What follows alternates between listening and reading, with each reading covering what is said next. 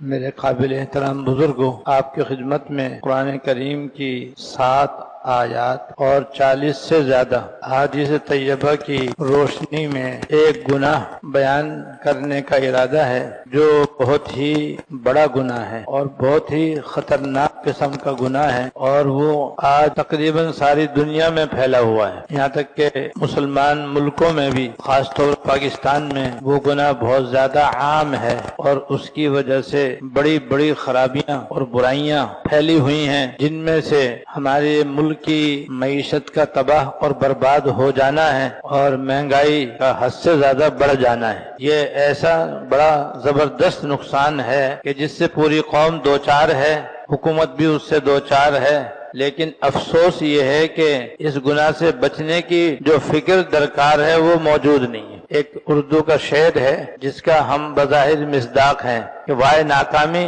متاع کارواں جاتا رہا اور کارواں کے دل سے احساس زیاں جاتا رہا۔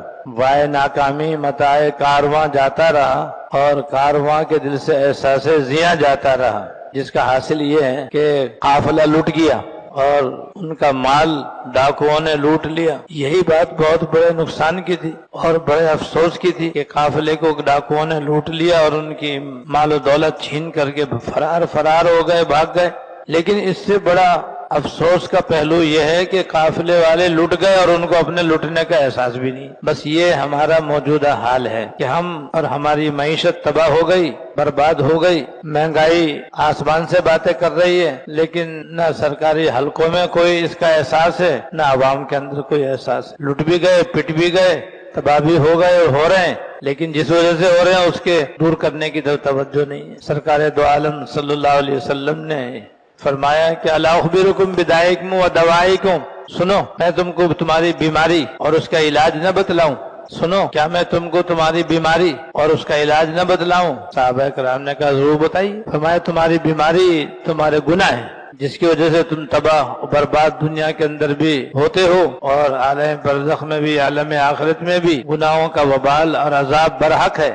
یہ جو تمہاری تباہی اور بربادی کا سبب ہے تمہارے گناہ۔ اور فرمایا کہ اس کا علاج اور اس کا واحد علاج وہ توبہ استغفار ہے۔ توبہ کرو، اور توبہ کرنے کا مطلب ہوتا ہے گناہ چھوڑو۔ ایک آدمی گناہ تو چھوڑتا نہیں ہے، توبہ کرتا رہتا ہے، تو اس سے تھوڑی توبہ ہوتی۔ توبہ کی تو پہلی شرط یہی ہے کہ جو گناہ کر رہا ہے فوراً اس کو چھوڑے، اور جو گناہ کر چکا ہے اس پر شرمندہ ہو اور آئندہ نہ کرنے کا بھی پختہ ارادہ کرے۔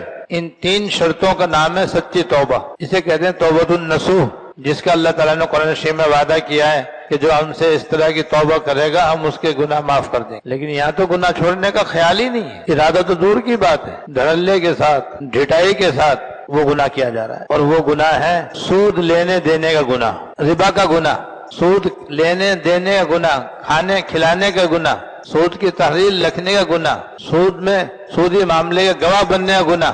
یہ سود کا لین دین وہ گناہ ہے کہ جس کو اللہ تعالیٰ نے قرآن شریف کی 7 آیتوں میں حرام فرمایا ہے۔ بہت کم ایسے گناہ ہوتے ہیں کہ اللہ تعالیٰ ان کو بار بار ذکر کریں اور اس کو حرام قرار دیں۔ عام طور پر 1 دفعہ، 2 دفعہ، 3 دفعہ اللہ تعالیٰ ذکر کر دیتے ہیں اور قرآن شریف میں اس سے منع کر دیتے ہیں، اس کو حرام و ناجائز بتلا دیتے ہیں۔ لیکن یہ اتنا سنگین گناہ ہے، اور سود کا لین دین کا گناہ ایسا خطرناک گناہ ہے کہ 7 آیتوں میں اللہ تعالیٰ نے اس کا ناجائز ہونا بیان فرمایا ہے۔ اور اللہ تعالیٰ نے ان 7 آیتوں میں سے بعض آیتوں میں آخرت میں سود کھانے والے کا جو حشر ہوگا اور جس بری حالت میں وہ کھڑا ہوگا اس تک کا بھی اللہ پاک نے ذکر کر دیا۔ اس طرح سے اللہ تعالیٰ نے گناہ کا اور سود خوری کا عذاب بھی بیان فرمایا، اس کو حرام بھی فرمایا، اس سے بچنے کا بھی حکم دیا، اور یہاں تک فرما دیا جو میں نے ابھی آیت تلاوت کی تھی اس کے اندر کہ یاد رکھو اللہ تعالیٰ